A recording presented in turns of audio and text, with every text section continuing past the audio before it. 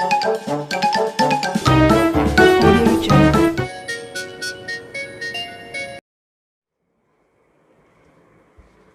everyone, welcome to IIT Chemistry Shiksha. So coming to our next name reaction, that is Diels-Alder reaction. Diels-Alder reaction पढ़ने वाले हैं हम.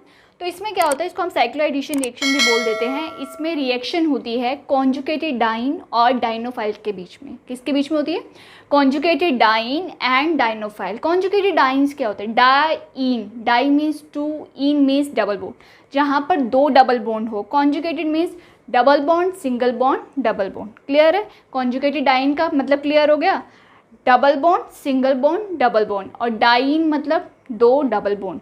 Conjugated dine हो गया. और साथ में किसके साथ रिएक्शन होती है? एल्कीन्स के साथ होती है, जिनको स्पेशल नेम दिया गया है डाइनोफाइल.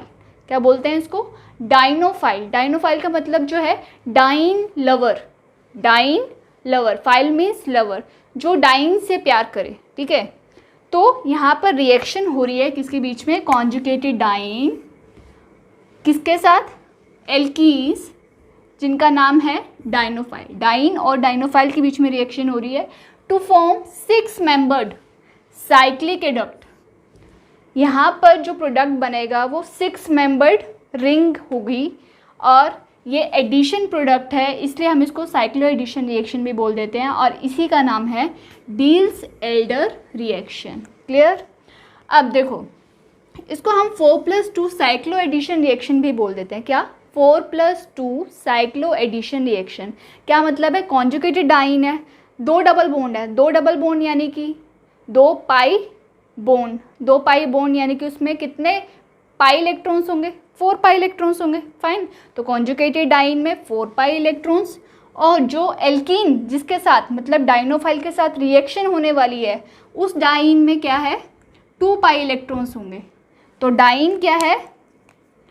डाइन जिसमें 4 पाई इलेक्ट्रॉन्स होंगे, और एल्कीन यानी कि डाइनोफाइल जिसमें 2 पाई इलेक्ट्रॉन्स होंगे. और इसलिए इसको हम जो बोलते हैं 4+2 साइक्लो एडिशन रिएक्शन बोल देते हैं. कॉन्जुगेटेड डाइन में 4 पाई इलेक्ट्रॉन्स, और डाइनोफाइल यानी कि एल्कीन में 2 पाई इलेक्ट्रॉन्स.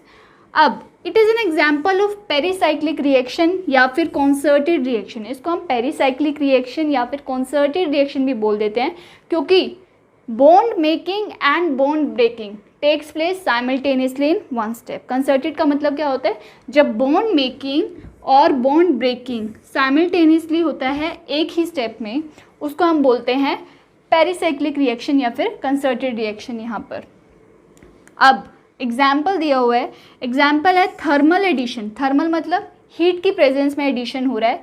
किसमें? Addition of ethene. इथीन जिसमें 2 पाई इलेक्ट्रॉन्स है, डाइनोफाइल है, to buta 1,3 diene. 1 2 3 4 buta 1,3 diene. ये क्या है? इसमें 4 पाई इलेक्ट्रॉन्स है, ये डाइन हो गया. और ये इथीन, ये क्या हो गया? डाइनोफाइल हो गया. तो डाइन और डाइनोफाइल के बीच में रिएक्शन हो रही है. 4+2 साइक्लो एडिशन रिएक्शन हो रही है, क्योंकि यहाँ पर देखो 2 पाई बॉन्ड है, 4 पाई इलेक्ट्रॉन्स है इसके, और एल्कीन में 2 पाई इलेक्ट्रॉन्स है. तो हुई ना 4+2 साइक्लो एडिशन रिएक्शन. अब इसमें ध्यान से देखना होना क्या है. देखो, ये जो पाई इलेक्ट्रॉन्स है ये यहाँ पर अटैक करेगा. ठीक है? क्योंकि डाइनोफाइल क्या है? डाइन लवर है ना, तो ये डाइन पे जहाँ पर सोर्स है पाई इलेक्ट्रॉन्स का, उस पर अटैक करेगा. ये पाई इलेक्ट्रॉन्स इधर शिफ्ट होंगे, ये वाले इधर शिफ्ट हो जाएंगे. तो बेसिकली यहाँ पर 1 2 3 3 पाई बॉन्ड ब्रेक कर रहे हैं. कितने? 3 पाई बॉन्ड ब्रेक कर रहे हैं. इसको मैं यहाँ पर ट्रांजिशन स्टेट भी जो है आपको शो कर देती हूँ. देखो, ये सिग्मा बॉन्ड था, ये सिग्मा बॉन्ड है, और ये सिग्मा बॉन्ड है. यहाँ से पाई इलेक्ट्रॉन क्रिएट हो रहे. एक तो ये पाई इलेक्ट्रॉन्स इधर आ रहे हैं, तो इसको मैंने डॉटेड लाइन से दिखा दिया. ये सिग्मा बॉन्ड ऑलरेडी था, यहाँ पर भी पाई बॉन्ड फॉर्म हो रहा है. Is that clear. और ये पाई इलेक्ट्रॉन टूट रहे हैं ना, ये पाई बॉन्ड टूट रहा है और यहाँ पर पाई बॉन्ड फॉर्म हो रहा है और ये पाई बॉन्ड भी ब्रेक हो रहा है। तो ये बन गई हमारी ट्रांजिशन स्टेट। और ट्रांजिशन स्टेट जो है वो स्टेबल नहीं होती है। फाइन। और अगर मैं फाइनल प्रोडक्ट की बात करूँ तो हमारा फाइनल प्रोडक्ट क्या बनेगा, देखो ये सिग्मा बॉन्ड्स ऑलरेडी थे, यहाँ पर पाई बॉन्ड आ गया, ये यहाँ पर सिग्मा बॉन्ड फॉर्म कर रहा है, ये सिग्मा बॉन्ड ऑलरेडी था और एक सिग्मा बॉन्ड यहाँ पर फॉर्म होगा।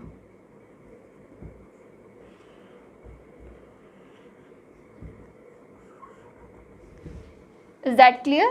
तो यहाँ पर 3 पाई बॉन्ड ब्रेक हुए और आप देख सकते हो कि एक पाई बॉन्ड फॉर्म हुआ और एक दो सिग्मा बॉन्ड फॉर्म हुए और इसका क्या नाम है, इसका नाम है साइक्लोहेक्सीन। इसका नाम है साइक्लोहेक्सीन। तो ये क्या है, deals Elder product. 6 membered ring बनी है ना, 6 मेंबर्ड रिंग बनी है, यही मैंने यहाँ पर लिखा था ना, to form a 6 membered cyclic adduct. 6 membered cyclic ring बनी है और इसमें एक पाई बॉन्ड और 2 सिग्मा बॉन्ड फॉर्म हुए। 4+2 साइक्लोएडिशन रिएक्शन है, इसको हम डील्स एल्डर प्रोडक्ट भी बोल देते हैं। बहुत ही इम्पॉर्टेंट है और इसी को हम बोलते हैं Diels Alder reaction. Is that clear. Now coming to few more examples. So few more examples on Diels Alder reaction. तो अगर देखो 1,3-ब्यूटाडाइन की रिएक्शन हम कर रहे हैं प्रोपिनल से। किससे, प्रोपिनल से। तो सिंपल है, देखो 4+2 साइक्लोएडिशन रिएक्शन होती है, ये पाई बॉन्ड इधर शिफ्ट हुआ, ये वाला इधर शिफ्ट हुआ, ये वाला इधर शिफ्ट हुआ और फाइनली प्रोडक्ट बन जाएगा। बहुत ही सिंपल है। तो क्या प्रोडक्ट बनेगा हमारा, ये पाई बॉन्ड इधर फॉर्म हो गया, इधर 2, इधर सिग्मा बॉन्ड और इधर सिग्मा बॉन्ड और ये CHO group as it is इधर आ जाएगा। फाइन। नेक्स्ट एग्जाम्पल देखो, यहाँ पर भी सेम होगा, बट एक चीज़ हमने जो ध्यान रखनी है वो ये ध्यान रखनी है कि stereochemistry of reactant is maintained in the product. Important point है, यह भी हम कैरेक्टरिस्टिक स्टडी करेंगे इस रिएक्शन के, उसमें भी मैं बताऊंगी। पर यहाँ पर देखो ये जो 2 ग्रुप्स हैं डाईइथाइल ट्रांसब्यूटीन डायोएट में, ये जो 2 ग्रुप्स हैं ये ट्रांस है एक दूसरे के, तो प्रोडक्ट में भी ये ट्रांस ही रहेंगे। इसकी स्टीरियोकेमिस्ट्री को हम चेंज नहीं कर सकते हैं। अब ये देखो, ये पाई इलेक्ट्रॉन्स इधर शिफ्ट हुए, ये वाले इधर शिफ्ट हुए, ये वाले इधर शिफ्ट हुए, बन जाएगा प्रोडक्ट। इजी है। तो सिग्मा बॉन्ड इधर फॉर्म हो गया, सिग्मा बॉन्ड इधर फॉर्म हो गया, इधर आ गया पाई बॉन्ड, COO C2H5। अब ये 2 ग्रुप्स क्या हैं, ट्रांस से एक दूसरे के, तो एक मैंने बना दिया टूवर्ड्स ऑब्जर्वर और एक बना दिया अवे फ्रॉम द ऑब्जर्वर।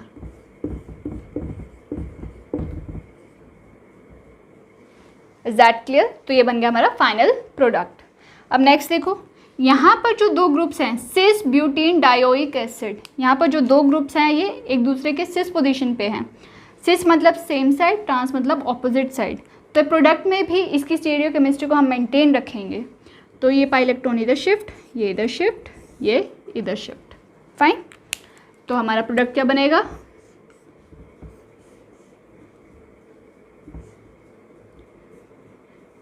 या तो दोनों को सिस बनाना है ना, तो यानी को दोनों को टुवर्ड्स ऑब्जर्वर दिखा दो या फिर दोनों को अवे फ्रॉम द ऑब्जर्वर दिखा दो।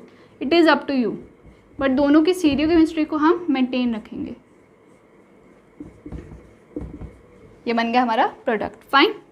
अब नेक्स्ट एग्जांपल देखो, यहाँ पर इथाइल प्रोपाइनोएट, यहाँ पर देखो, यहाँ पर सिर्फ डबल बॉन्ड था, यहाँ पर ट्रिपल बॉन्ड है। तो एक पाई बॉन्ड अगर चला भी गया सिग्मा बॉन्ड बनाने के लिए तो एक पाई बॉन्ड रिटेन रहेगा। एक पाई बॉन्ड तो अभी भी है ना, ये वाला इधर शिफ्ट हुआ और ये वाला इधर सिग्मा बॉन्ड बनाने में इन्वॉल्व हो जाएगा।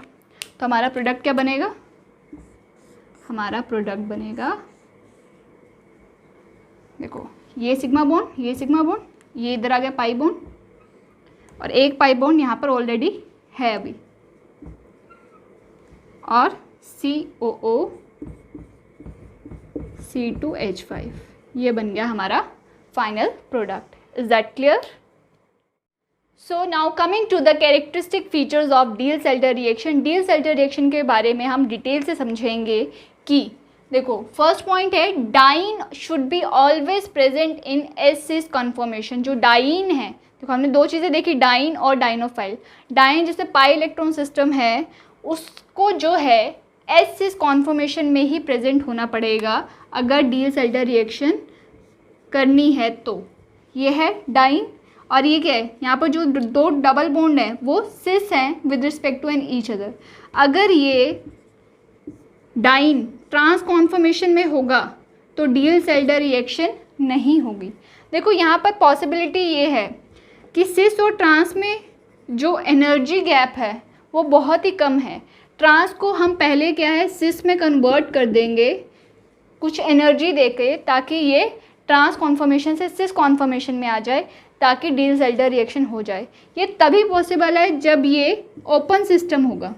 जस्ट सपोज ये क्लोज सिस्टम है, क्लोज सिस्टम में तो हम बॉन्ड्स को रोटेट कर ही नहीं सकते हैं, तो उस केस में जो है डील-सेल्टर रिएक्शन बिल्कुल भी पॉसिबल नहीं है। ओपन सिस्टम में हम ये कर सकते हैं कि ट्रांस कॉन्फॉर्मेशन को पहले सिस कॉन्फॉर्मेशन में चेंज कर दे कुछ एनर्जी देके, फाइन।